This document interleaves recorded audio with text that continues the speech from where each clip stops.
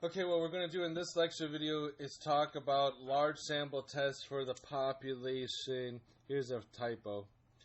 For the population proportion. So, section 8.5, large sample test for the population proportion. This is a typo in your notes. What we're going to do in this section is very, very similar to what we did in the previous lecture videos for the means. We're not going to introduce a new method. We're still going to use one of those three methods, either converting everything to the units of the problem, converting everything to z's or t values, or using the p-value approach. But now what we're going to do is we're simply just going to swap out our parameter of interest. The one that we've been using up until now is mu, the population mean, and now we're just going to look at population proportions. We have some slight differences in the things that we have to do, but the concepts still remain exactly the same. And first is this. Whenever we want to figure out a standardized test statistic, the formula to calculate out a standardized test statistic for proportions is just this one. Remember that whenever we were doing it before, we had z is equal to x bar minus mu sub naught over sigma divided by the square root of n. Or sometimes we had s right here instead of sigma, and sometimes this was a t if we also had s here and if our sample size was small. But one of the formulas that we used for our standardized test statistic earlier was this one. If you compare this one right here now to this one over here, you can start to see the similarities. First off is this x bar used to be our test statistic. A statistic again comes from our sample, and the number from our sample that we were using to test our hypotheses whenever we were dealing with averages was simply just the sample average. Now the statistic, or the number that we're going to use from our sample to test our hypotheses whenever we're dealing with proportions, is p hat, and again p hat stands for our sample proportion. Mu naught was the hypothesized value of the population average, and here p naught is going to be the hypothesized value for our population proportion. So that naught symbol, that little zero in the subscript, that simply just stands for our hypothesized value of the population parameter. When our population parameter of interest was mu, we used mu naught, but whenever our parameter of interest is p, we're going to use p naught. Then down here, sigma divided by the square root of n, we're no longer going to be looking at our population standard deviation sigma. Instead, what we're going to have down here in the denominator is p naught times q naught divided by n, and then the square root of that quantity, where again q naught is equal to 1 minus p naught, just like we saw before in previous chapters that q is equal to 1 minus p. First time that we looked at that, I believe, was in chapter 4, whenever we were looking at the binomial distribution. Alright, so here, first thing to start off with is we have a different formula. We have a new formula for the standardized test statistic whenever we're dealing with population proportions. The second thing here is this, and this is really just to jog your memory because we've seen this before. Whenever we're dealing with proportions, we're going to consider samples to be large when we calculate out this interval, and if this interval lies completely between 0 and 1. We've talked about this in previous chapters. We've talked about this in chapter 7 and in chapter 6. If this concept is still a little bit shaky for you, I would recommend going back to chapter 6. We talked about this in chapter 6 at length whenever we were dealing with proportions. But just to jog your memory, samples are only considered large whenever we calculate out this interval, and this interval lies completely between 0 and 1. We know the symbols here. P hat is our sample proportion, and little n is our sample size. Alright.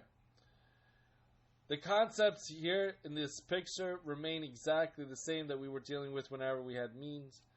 The way that we determine where and how many rejection regions that we have is still based off of our alternative hypothesis, and the concept here is exactly the same for proportions as it was with means.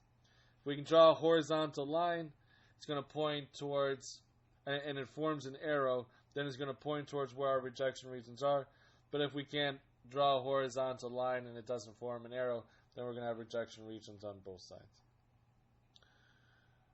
Here it says, to answer hypothesis testing questions about the population proportion, we can use any of the three methods we learned in this chapter to test statistics in units of the problem, standardized test statistics or Z or T values, or the p-value approach. So we can use any one of those three that we would like to use. So really the main new concept here is just a new formula for a standardized test statistic. Everything else remains exactly the same. Nevertheless, let's do a couple of examples with proportions, even though it's just that one concept that's changing up here a little bit. And we'll start here with this example. This example says that a CNN political analyst claims that a majority of voters will cast their ballot for candidate 1 over candidate 2. To test this claim, 600 randomly selected likely voters were polled. Among them, 370 preferred candidate 1, 200 preferred candidate 2, and 30 had yet to decide. Determine whether there is sufficient evidence at a 5% level of significance to support the CNN political analyst's claim that against the default that the population is evenly split in its preference. Perform 2 tests of this claim, first using the Z test statistic and then using the observed significance level. So it's asking us to use 2 methods, the second and the third method. Alright, so let's do it. How do we know that this is a Chapter 8 question? Again, here it's asking us to test a claim. So because we're testing a claim or we're testing a hypothesis or a statement, we know that this is a Chapter 8 question. So therefore, we're going to start this off with step number 1 by writing our null and our alternative hypotheses. What I'm going to highly, highly, highly recommend that you do is that you pause this video now and you give this one a shot by yourself. This is the first one that we're dealing with proportions, and this is also one of the most difficult null and alternative hypothesis examples that I've come across on an old common final exam. So because this was one of the most difficult questions I came across, I put it in your notes instead of on your homework or an exam. But really give this one a chance by yourself. It's going to probably be pretty difficult, but give it a shot and then start the lecture video and see if you got it correct or not. Alright. So, whenever we write down our null and our alternative hypotheses, we always start off with those 3 questions. First of those questions is there a statement which contains equality? And the reason why this null and alternative hypothesis question is so difficult is because this is the first time that we're really dealing with proportions. So think about these things in terms of proportions, right? And again, you can think about this, proportion is like a fraction of the whole or a percentage of the whole. It's simply just a proportion, right? So some kind of amount of the whole, not an amount, but a percentage or a fraction of the whole. So we're looking for some proportion that contains equality. And the question is, do we have such a statement here?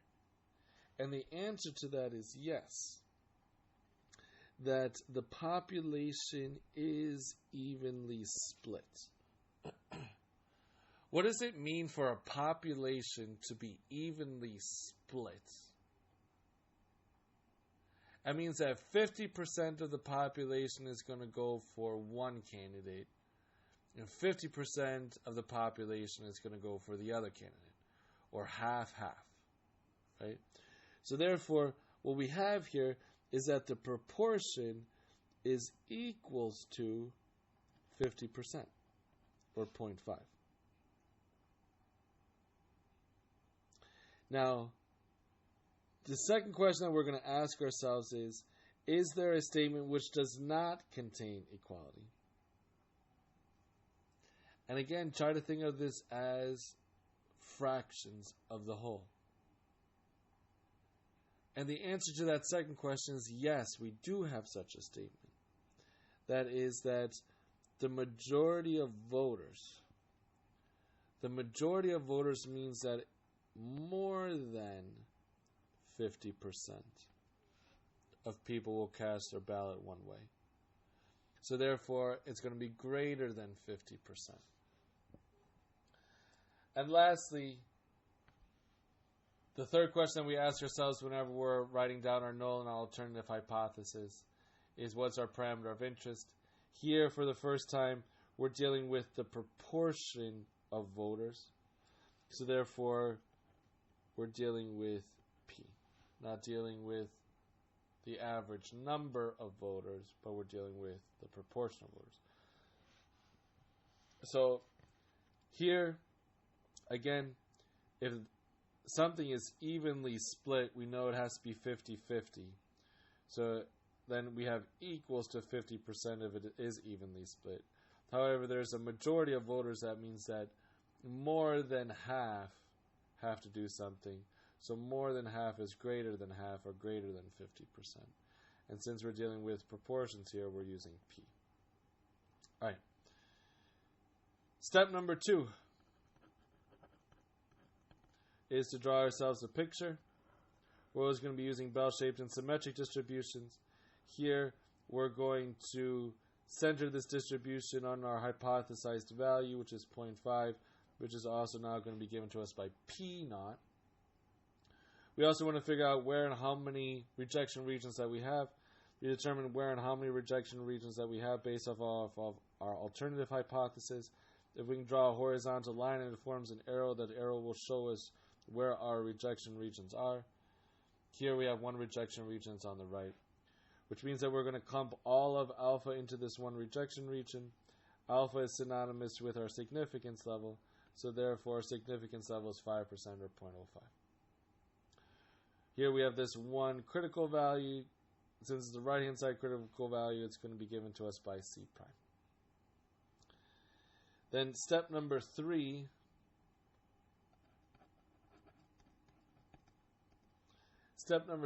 does what? Step number 3, we would try to determine whether or not we're using Z values or T values. But remember that whenever we're dealing with proportions, what do we know? For proportions, we're always using large samples. If we have a large sample, then this interval would fall between 0 and 1. If this interval does not fall completely between 0 and 1, where obviously 0 and 1 are included, then that means that we have a small sample. But if we have a small sample, we simply just stop. We have to have a sample that's sufficiently large when we're dealing with proportions. We do not use T values for proportions in this class. So therefore, when we're dealing with proportions, the only time that we have to do this is if it says something along the lines of verify that the sample size is large. If the problem says something like verify that the sample size is large, then we would have to calculate out that interval on the previous page of the notes. Just for completeness, I'll write it down. We'll have to have p hat minus 3 times the square root of p hat times 1 minus p hat over n to p hat plus 3 times the square root of p hat times 1 minus p hat over n. Only if it says this. So, only if the problem says something like verify that the sample size is large, then we have to do that. Otherwise, we can just skip. So I'll say otherwise skip. So again, if our sample size is large, we're going to be using z values. If our sample size is small, we have to stop. If it's asking us to verify that our sample size is large, we have to do this. And if it's large, we can continue. And if it's if it's small, we have to stop. If the problem does not ask you to verify that the sample size is large, you can assume that it's large, and you can just skip it and go on to step number 4. So let's go on to step number 4. This problem is asking us to do the z-test statistic or the observed significance level. So therefore, what do we have to do in step number 4? In method number 2, which is the z-test statistic, what do we do for step number 4? Nothing. We skipped it. In the observed significance level, what did we do for step number 4? Nothing. We skipped it. So for proportions, if we're doing the z-test statistic in the observed significance level, we do not need to do this step. So then we'll go on to step number 5. Right? Again, we're starting off with the z-test statistic approach. We're going to first do the z-test statistic approach, and then we'll do the p-value approach. For step number 5, then, we always started off with our test statistic.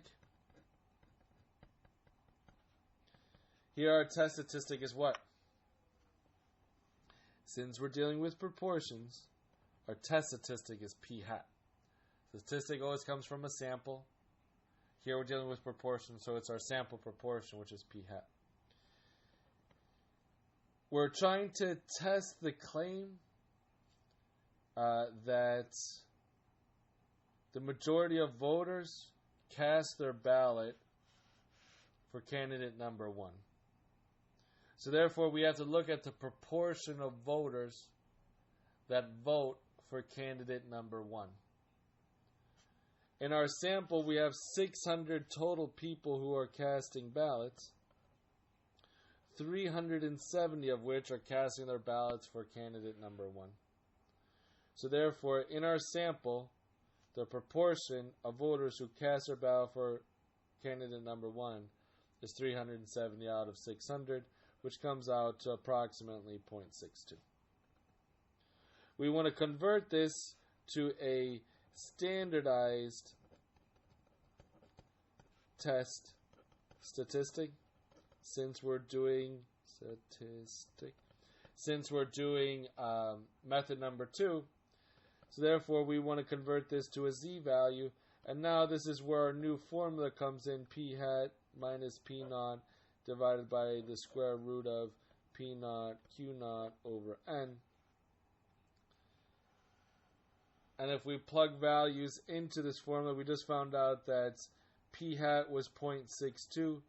Our hypothesized value for p naught is 0.5 divided by the square root of 0.5 times 1 minus 0.5 over 600, which gives us a z value of 5.879.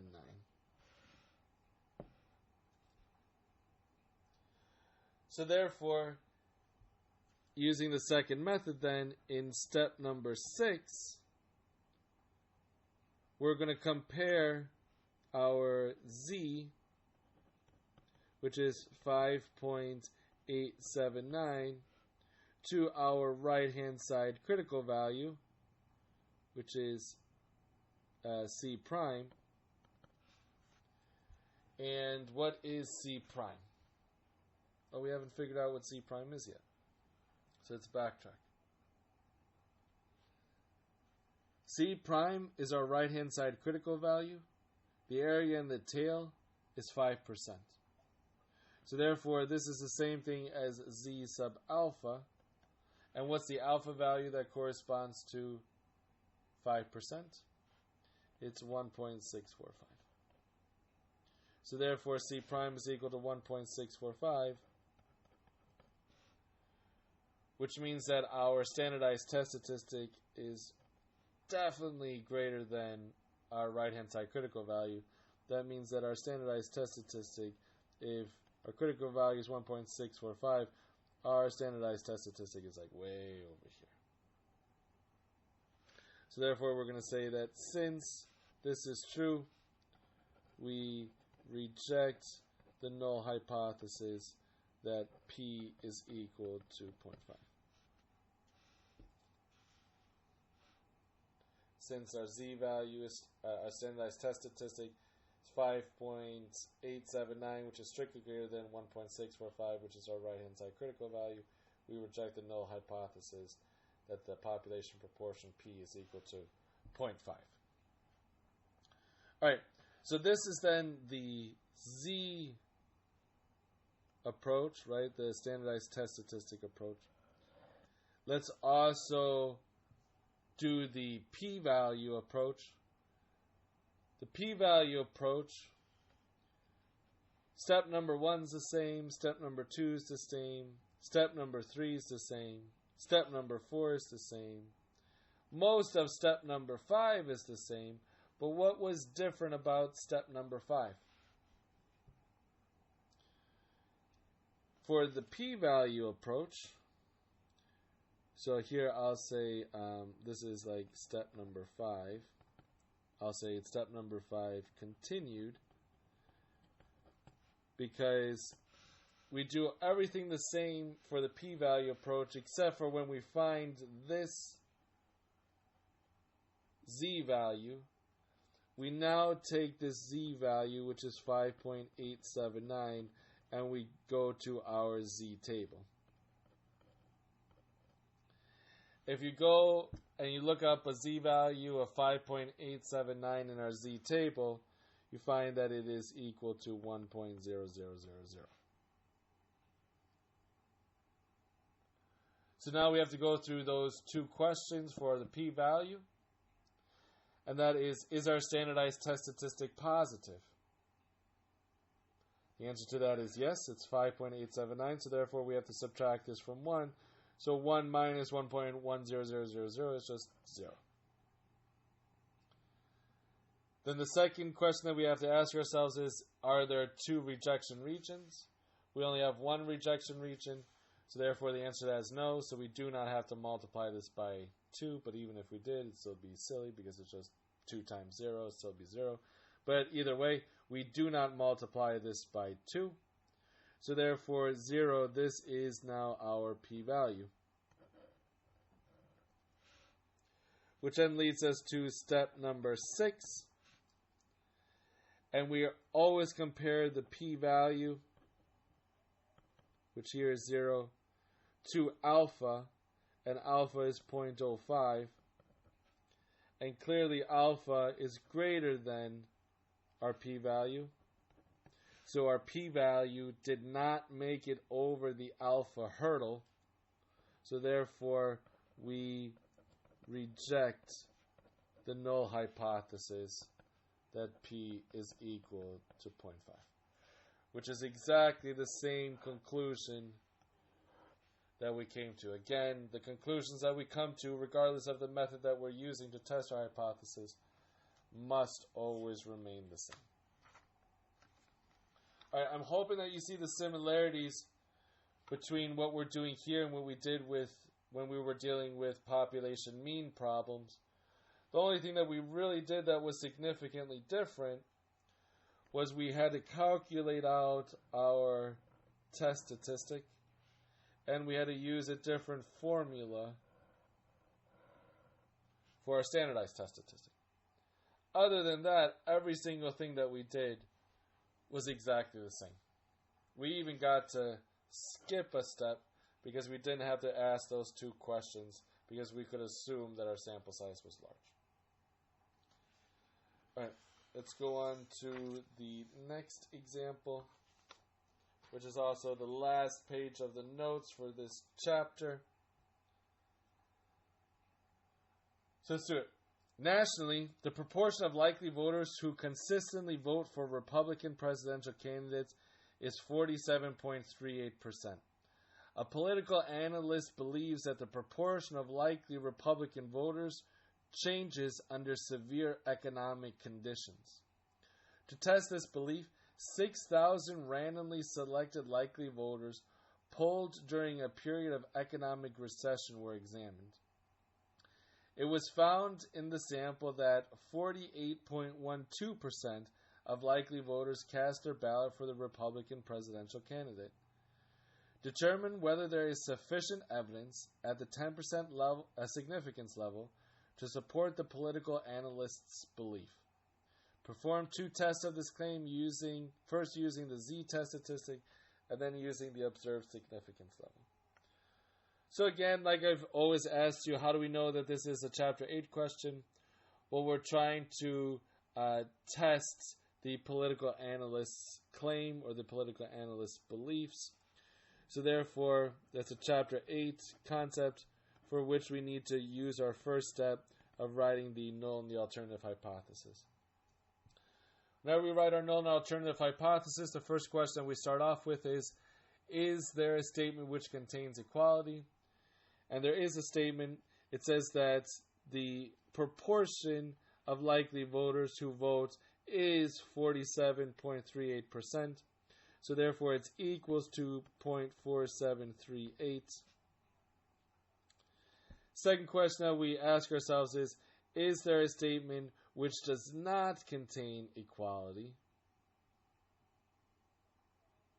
And the answer to that is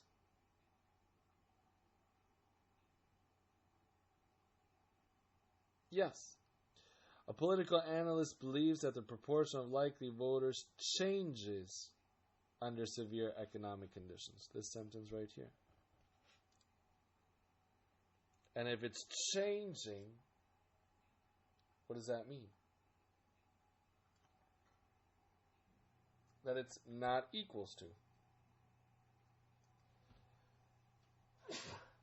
Excuse me. Not equal to 0.4738. If it's changing, then it's simply just not going to be equals to 0.4738 anymore. Doesn't have to be higher or lower necessarily. It can be one of the two, but all that we know is that it's not going to be equal to 0.4738. And lastly, what's our parameter of interest?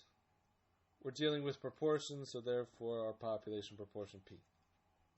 Step number 2 is to draw ourselves a picture. We're always going to be dealing with bell-shaped and symmetric distributions that's centered on our hypothesized value. Here our hypothesized value is 0.4738, which is also given to us by the symbol P naught. Now we want to know where and how many rejection regions that we have. To determine where and how many rejection regions that we have, we always look at our alternative hypothesis. We can't simply draw a horizontal line here, so therefore we can't draw a horizontal line that will form an arrow that only points in one direction. So therefore we have two rejection regions, one in the left tail and one in the right tail. Since we have two rejection regions, we're going to split alpha up evenly into these two rejection regions. Since we have a symmetric distribution, our significance level is 10%, which is synonymous with alpha, so therefore alpha divided by 2 is 5% or 0.05. Therefore, we have two critical values. The one on the right-hand side is going to be given to us by C prime, and the one on the left-hand side is going to be given to us by C. All right. For step number 3, whenever we were dealing with the means, we always ask ourselves those two questions. Whenever we're dealing with proportions, we just have to determine whether or not our sample size is large or not. This problem doesn't specifically tell us to determine whether or not our sample size is large or not, so therefore we can assume that it is large.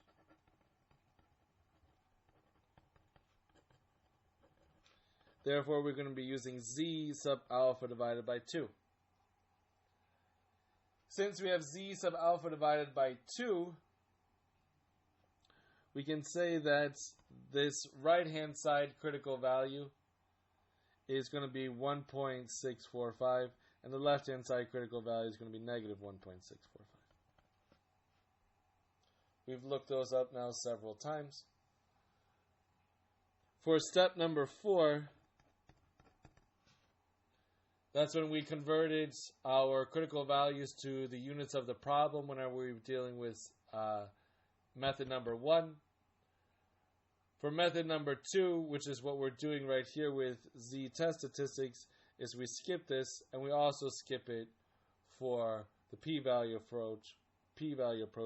So we do not need to do this step. Step number 5, we start off with our test statistic, which is now p hat since we're dealing with proportions. And here, this time, it tells us what p hat is. It was found in a sample that 48.12% of likely voters cast their ballot for the Republican presidential candidate. So therefore, this is 0.4812. Let me pause here for a second, because what we're about to do is we're about to convert this to a standardized test statistic and then so on and so forth. But the important thing to catch here is this, is that it's telling us in our sample that 48.12% of likely voters cast their ballot for the Republican presidential candidate. Our claim is also how many people cast their ballot for the Republican presidential candidate. If for some reason the claim was about Republican presidential candidates, but this proportion was about the Democrats, then it would be telling you if it was, so it's not, right? But if it were telling you about the Democrats, then the proportion would be the opposite of that which the claim is talking about. So then you would have to figure out what proportion of the sample would vote for the Republicans. And if they're either voting Republican or Democrat, you would just have to find out 1 minus that percentage. Right? So here, the proportion that they're telling us is the same as the proportion that our claim is about. It's about Republican presidential candidates. If the claim were about Republicans, but the proportion that they're telling you is about the Democrats, you have to take 1 minus this percentage to figure out what the sample proportion is for the Republicans. But we do not need to do that here, since the claim and the proportion that is reporting to us is both about the exact same thing, about the Republicans. All right, so now what we're going to do is we're going to convert this. So now we're just going to continue on with the standard steps that we usually take. We're going to convert this to our standardized test statistic, which is given to us by z is equal to p hat minus p naught divided by the square root of p naught times q naught over n. We plug in values here. We're going to get 0.4812.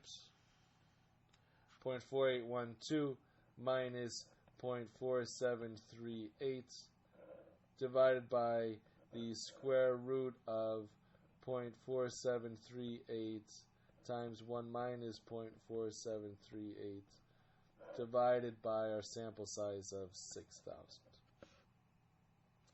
If you do this arithmetic, this comes out to be equal to 1.147. So, using the second method, now we would go on to step number 6, and we would say that since our z value, which is 1.147, which we just calculated out, here, let me write this a little bit differently. Because what we want to show is that our z value is in between these two values, right? It's greater than negative 1.645, but less than 1.645. So we're going to say that our z value, which is 1.147, is strictly less than 1.645, which is our right-hand side critical value, but strictly greater than negative 1.645, which is our left-hand side critical value. So since this is the case, we do not reject the null hypothesis that P is equal to 0.4738. And now that is the second method. I was converting everything to z-test statistic.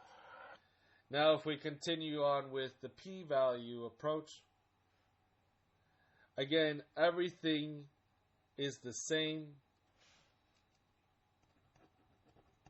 Once we get to step number 5, we don't just stop at this z value, but once we determine that our z value is 1.47, now what we're going to do is we're going to take this to the z table, and we're going to look up in our z table, right? So here, our z table, in our z table we can only go down to 2 decimal places. So what we're going to look up in our z table is we're going to look up a z value. We're going to round it just like we would any number. Because here we want to round it to 2 decimal places. We can only look up z values to 2 decimal places on our table. If we round this up, if it's 5 or greater, we round up. If it's 4 or less, we round down.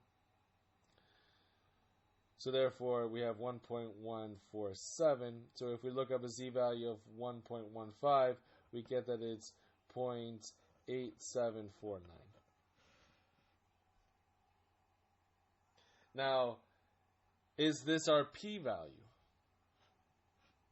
The answer is no, because we still have to go through those 2 steps. First step that we have to go through is our standardized test statistic positive? And the answer is yes, it is positive. So therefore, we have to take 1 minus 0.8749, which comes out to 0.1251. So this is the first question for the p-values. The second question is what? Do we have 2 rejection regions? And the answer to that is yes, we do have 2 rejection regions. So therefore, we take the percentage that we got from step number 1, which is 0.1251, and we multiply this by 2, which gives us 0.2502. After we've gone through these 2 steps, now this is our p-value. That is our p-value. So that means that in step number 6, we're going to compare our p-value. We're going to say that since the p-value, which is equal to 0.2502, and we're going to compare that to alpha, and alpha in this problem is 0.1. Clearly our p-value is greater than alpha, so therefore we do not reject the null hypothesis that p is equals to 0.4738. So again, we come to the same conclusion using method number 3 as we do method number 2, and that's that we do not reject our null hypothesis. So I'm hoping that you can see that what we're doing now for the p-value approach is really similar to what we did for the first 2 methods that we learned. Again, the only thing that we're really doing differently is that we're using a new formula for the standardized test statistic. Here we didn't even have to calculate out what p hat was. Here they gave us p hat. But keep in mind that, like I said earlier, make sure that the sample proportion that they're giving you is talking about the same characteristic as the claim that they're making. other than that, that concludes Chapter 8. I highly, highly, highly recommend that you spend a lot of time on Chapter 8. Chapter 8 is super important. It's going to make up a large chunk of the final exam, and there's also quite a few homework problems on it. And it also tends to be a rather challenging in-class exam. So please spend a lot of time on Chapter 8. Go through any of the previous lecture videos. But other than that, that concludes Chapter 8. And also this lecture video.